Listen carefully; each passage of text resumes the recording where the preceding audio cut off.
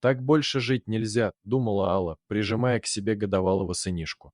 Заснула она только под утро. Вечером Борис опять пришел поздно и опять пьяный. Всю ночь были семейные разборки, муж угомонился только в 4 утра. Засыпая с первыми лучами солнца, вся в слезах и с разбитой губой, Алла приняла важное решение: надо уходить из дома, бежать подальше от этого человека и от этого места.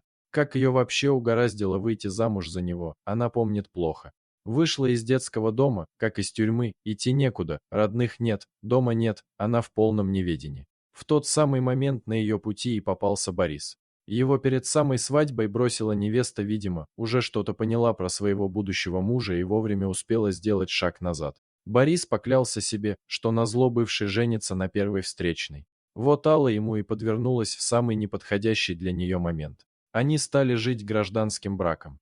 У Бориса была своя однокомнатная квартира, и он проживал в ней один. Он вообще был один, у него не было никого, как и у Аллы, и она подумала, что они родственные души.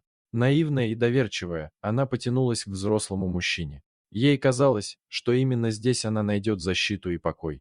Алла еще не знала, в какую ловушку она угодила. Сначала все было неплохо, девушка нашла работу, зарплата была небольшая, но она была рада и такой. Борис вполне неплохо зарабатывал, и вдвоем всего хватало. Девушка решила, что ей повезло, и она вытащила счастливый билет. Первое время Борис был заботливым и внимательным, видимо, держался из последних сил, но он превращался в монстра, когда в его организм попадала хоть капля алкоголя.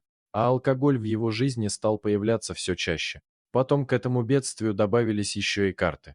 Оказалось, что ее сожитель игрок, причем игрок со стажем. Сперва он это все тщательно скрывал, потом почти все, что Алла зарабатывала, он спускал на алкоголь и карты. Она уже несколько раз намеревалась уйти, но Борис стоял на коленях, плакал, умолял остаться и слезно обещал, что больше такое не повторится. Но за одним последним разом наступал другой, потом третий, а потом она узнала, что беременна. На аборт. Денег не было, да она даже и не думала о таком исходе. Детей девушка очень любила и хотела стать мамой.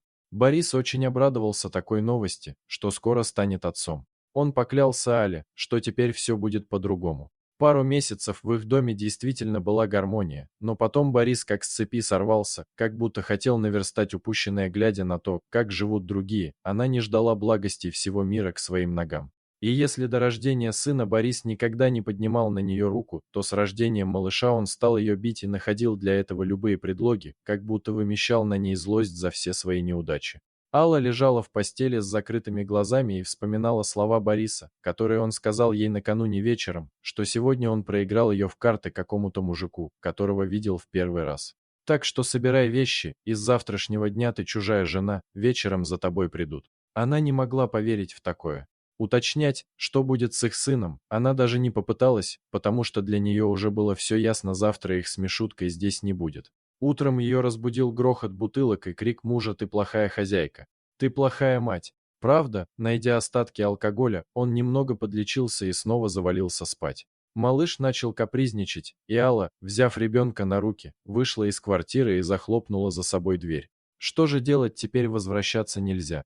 Купив пирожок и молоко, они позавтракали в парке. Мысль уехать за город не покидали ее, и она решилась. Сев в электричку, выбрав конечную станцию, они уехали из города. Она выбрала именно эту станцию, потому что ее название ей казалось каким-то знакомым. Где-то она уже слышала это необычное слово «особь». Ей вдруг показалось, что она знает его очень давно, еще с детства.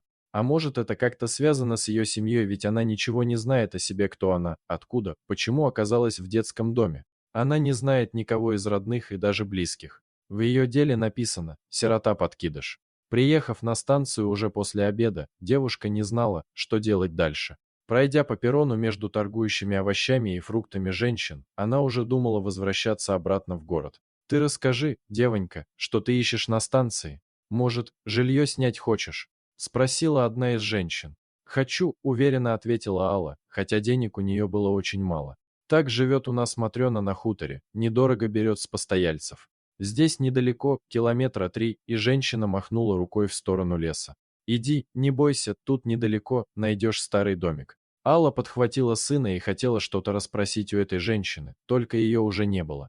Оглянувшись по сторонам, девушка немного замешкалась. Ее пугала незнакомая дорога, уходящая в лес. Немного подумав, Алла с Мишуткой на руках решилась идти. На краю леса дорога перешла в узкую тропинку, еле заметную в траве. Лес встретил их прохладой, щебетом лесных птиц и запахом цветущих растений. Дорога была приятной и нетрудной.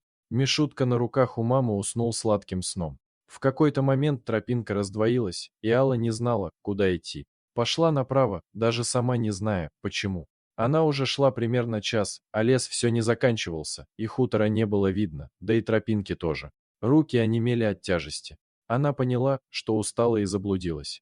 Девушка решила отдохнуть и присела на пенек. Слезы потекли у нее из глаз. Да почему же она такая несчастливая из дома ушла, так еще и в лесу?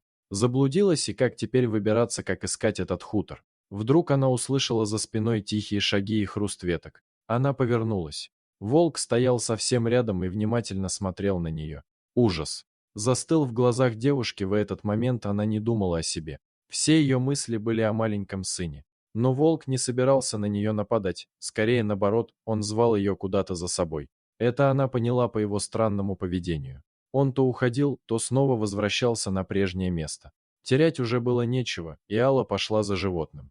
Вскоре они вышли к той самой развилке, где она неправильно свернула направо. Волк пошел по другой тропинке, и девушка последовала за ним. Вскоре показалась полянка, а на ней вдалеке виднелся дом. Волк вошел во двор и направился к большой просторной будке. Это, видимо, было его жилище. Алла постучала в дверь, но никто не отозвался. Тогда она потихоньку вошла в дом. «Вы комнату снять хотите?»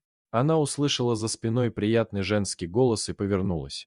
Женщина качнулась и чуть не упала в обморок, но вовремя схватилась за дверной косяк. «Галочка, детка сама вернулась в родной дом. Как ты нашла дорогу? Вы меня знаете?» – удивилась Алла. «Меня волк сюда привел, а я в лесу заблудилась. А это кто?» И она показала на фотографию на стене. Через час она уже знала о себе все. В 90-е ее отец встал на пути какого-то очень влиятельного человека, и тот пообещал жестоко отомстить его семье. Девочку выкрали, а отца убили. Мама ее не вынесла такого горя и наложила на себя руки. Это ее фото висит на стене, вы похожи друг на друга, как две капли воды. Я пыталась тебя отыскать, но все безуспешно. Видимо, тебя гораздо позже подкинули в детский дом, потому что я у них была несколько раз. А может, было все проплачено. Времена тогда были очень подлые, так что это твой дом, девочка, он принадлежит вам по праву. Дорогие зрители, если вам понравилось это видео, то ставьте лайк и подписывайтесь на наш канал. До свидания.